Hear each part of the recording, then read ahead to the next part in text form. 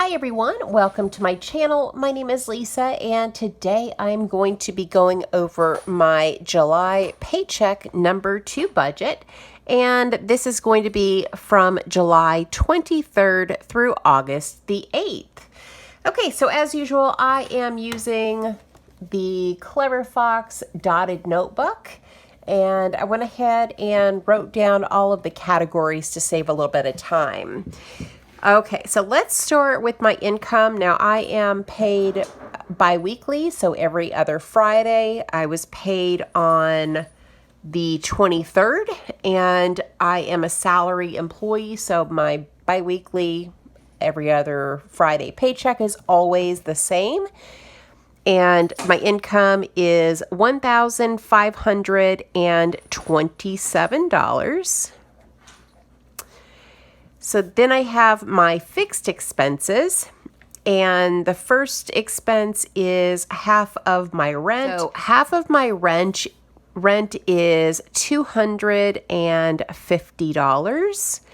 And there's like some common comments that I get, and one of them is about my rent. So if you're new here, let me explain my situation a little bit to you guys. So my monthly rent is $500.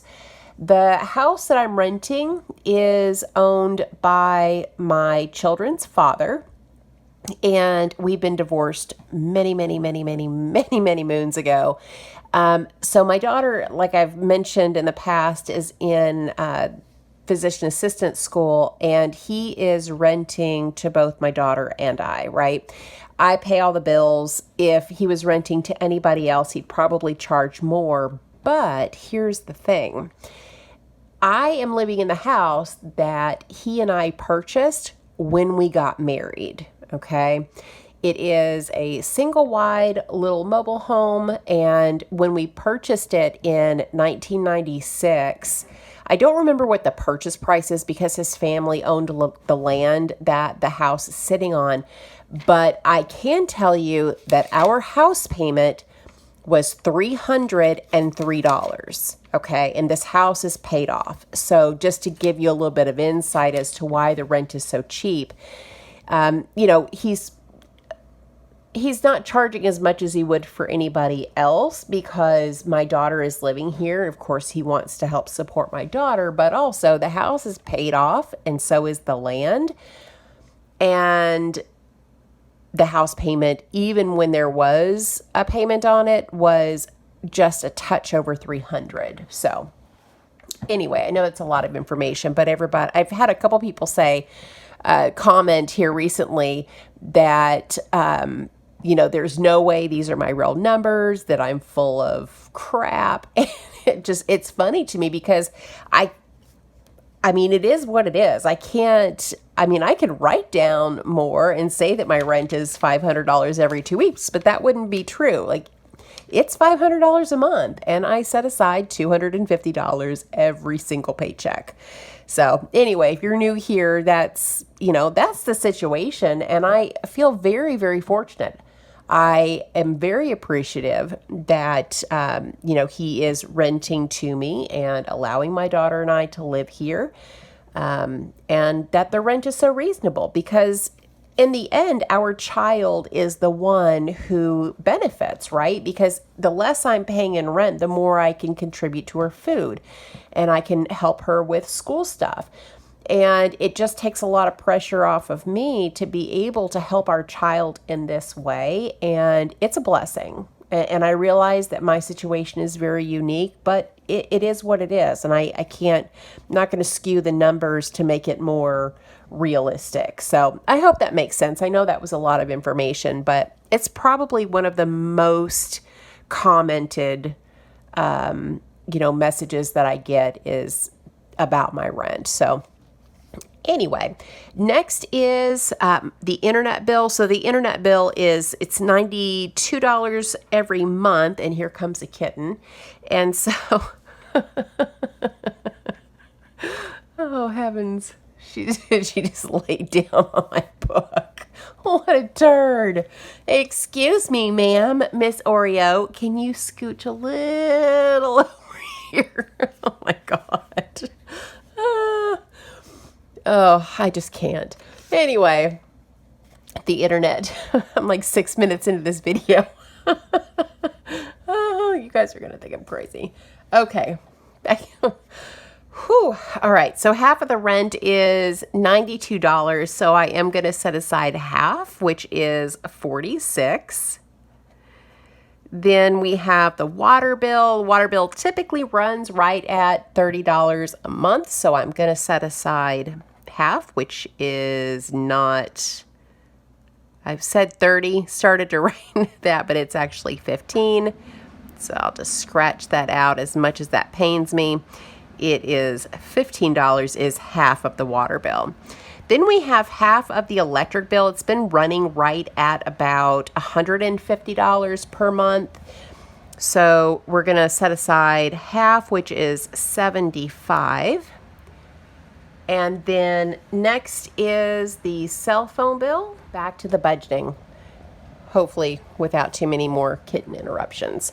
Okay, so my AT&T cell phone bill, I pay that every month. I don't set aside half, but I may start doing that in the future. I may wait a little bit longer to do that, but for now, I'm just going to write down the monthly amount because it just happens to be due, within this pay period. And I have a $40 AT&T prepaid plan, and with taxes and everything, it is about $43.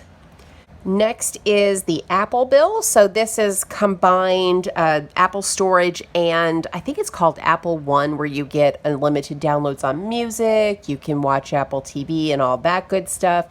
And it's all due at the same time within this paycheck, and the monthly cost is $23. Then we have the lawn care, and the lawn here, the house is up on kind of like a sloped piece of property.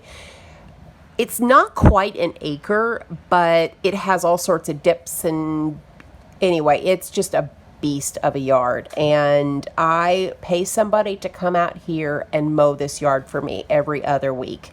So they just came this last Wednesday. And so the next time they will mow is in 2 weeks, and I will pay them $70. And that's for one time of mowing and weed eating. And somebody said, God, that really doesn't make any sense. Why don't you mow it yourself? And to say that this property is a beast is an understatement, and I have a herniated disc in my back. There's no way in the world that I'm getting out there with a push mower or even a riding lawn mower. It takes 3 grown men with professional equipment over an hour to do the property, and I just can't. It's worth every single penny of that $70 to not have to do it myself. Next is Hulu and Disney. So I ended up canceling the Disney Plus account that my daughter had, and I did bundle Hulu and Disney together. I did go ahead and get the one that has the commercials. I don't watch it ever. I never watch Hulu, but my son, his now wife, because they are married now, and the grandbabies, they watch a lot of Hulu and a lot of Disney, and so do my parents. So even though I don't watch it, other people in my family are, and I do watch it on occasion, just not very often. It's rare. But I do pay for it, and I share it with my family, and the cost is $14 for the bundle. Then we have renter's insurance, and that is also a monthly cost, and that's $50. And I may end up splitting this in half as well. I know a lot of you guys have commented how high my renter's insurance is, and I've got my plan through Geico right now. And, maybe it's worth looking at again and getting some more quotes. I had done that initially, and Geico was right in line with everybody else. It just happens to also be who I have my car insurance through, and it was just easier to have it all with one company. But, maybe I can get it cheaper. We'll see. So let's go ahead and add up all of my fixed expenses. I've got $250 for the rent, $46 for water, no, 46 for internet, 15 for water, 75 for electricity, 43 for cell phone, 23 for Apple, 70 for the lawn, 14 for Hulu and Disney bundle, and then 50 for the renter's insurance. And I'm going to add that one more time because when I went through and kind of added this up before, I came up with $5.99. So maybe I messed up. Let me try it one more time. So 250, 46, 15, 75, 43, 23, 70, 14, and 50, 586. Okay, well, we're going to go with 586. I don't know how I ended up with 599 when I added this before, but 586 it is. All right, next are my cash expenses. So these are my cash envelopes. I keep these with me all the time. First is Walmart. This covers everything that you would buy at Walmart. Household supplies, cleaning supplies, paper products, food, sometimes even some beauty products like mascara. So all the things that I would usually buy at Walmart, I would use this budget for. And it's $100 a week. So that's $200 for this paycheck. Then I have a budget just for my daughter. I give her $60 a week, and so that's $120 this paycheck. And this money, she can do whatever she wants with it. Sometimes she wants me to purchase some groceries for her. So this is, we share, of course, the household items, but the rest of the allocated money within the Walmart budget I use for my food, and then she eats differently than I do. So sometimes she'll ask me to pick her up some things at the grocery store. Sometimes she wants all of it in cash. If she's got a crazy week at school with a lot of tests, maybe she eats at the cafeteria and doesn't want to futz with, making sandwiches, or I don't get to meal prep or cook for her during the week. It just gives her some flexibility to have a little bit of money to spend on food at school, or if she wants to run by Starbucks or McDonald's, that kind of good stuff. So next is gas for my car. I'm going to budget $10 per week, which is $20 this paycheck. And I don't go many places. I literally go to and from the grocery store. That's about it. Every once in a while, I might get out and about. I visit my parents every other week or so, but I don't really use a lot of gas, so 10 per week has been working fine. And actually, I have 3/4 of a tank of gas right now, and I think I have $20 still in the envelope, and I won't need gas probably for a few more weeks. Next is medical. So this is for my prescriptions, and I budget $5 per week, so that's $10 this paycheck. Last is personal spending, and this category is just for anything I want to spend my money on, doesn't matter what it is. I budget $10 per week, so that is $20 this paycheck. So let's see here. The total is $200 for Walmart, $120 for my daughter, $20 for gas, $10 for medical, $20 for spending is $370. And then last is my sinking funds. First is Christmas, so this covers food, decorations, gifts, all of that kind of good stuff. I'm going to budget $20 per week, so that's $40 this paycheck. Then I have car maintenance, so oil changes, repairs, any of that kind of good stuff. The budget is $25 per week, which is $50 this paycheck. And we have another kitten joining us. This time it is Mr. Simba. Come here, baby. Come on, you got to come this way. Grammy's got to finish her video.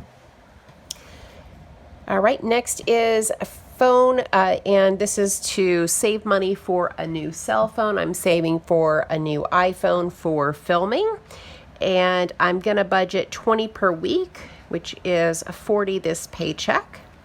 Then I have fur babies, and this category is for their vet visits, and I budget $25 per week, which is $50 per month. $50 for this paycheck. Then I have a new category, which is clothes. I'm going to set aside $5 per week, so $10 this paycheck. I typically go to the Goodwill. I have been using my spending money, but I think I'm going to go ahead and add back a clothes category. Haven't had one for quite some time.